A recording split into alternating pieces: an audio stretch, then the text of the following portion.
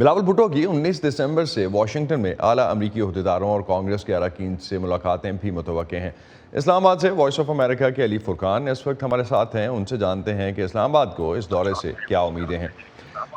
علی، کیا توقعات ہیں اس وقت پاکستان کو اس دورے سے، خاص طور پر جب معیشت خراب صورتحال میں ہے پاکستان کی اور سیکیورٹی کی صورتحال بھی مخدوش ہے؟ جی، یقینی طور پہ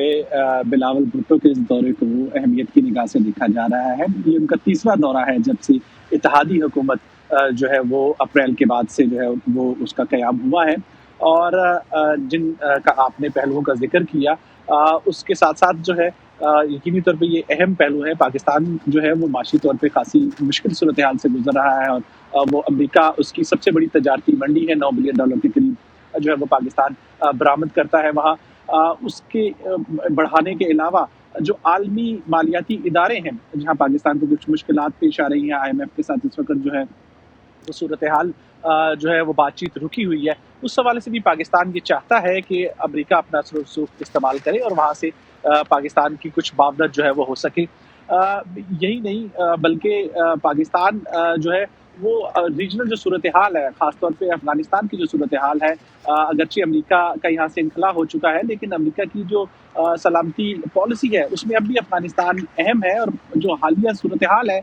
پاکستان میں دہشت گردی کے جو واقعات بڑھ رہے ہیں اور افغانستان کی جو صورتحال اس سے پاکستان کو بھی تشویش لاحق ہے۔ تو یہ مشترکہ ایک گراؤنڈ جو ہے وہ دستیاب ہوتا ہے پاکستان کا، اور امریکہ کو اپنے تعاون کو بڑھانے کے لیے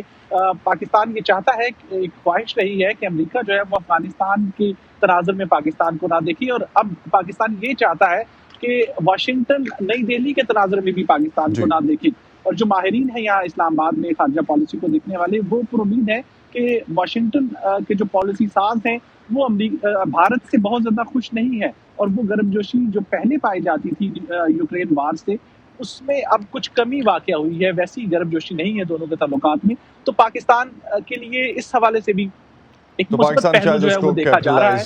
پاکستان کے تعلقات کے حوالے سے۔ بہت شکریہ علی فرقان، آپ ہمیں اپڈیٹ کر رہے تھے اسلام آباد سے۔ اور بلاول بھٹو کا دورہ جو آج سے شروع ہوا ہے، تیسرا دورہ ہے ان کا اس ٹرم کا یہ۔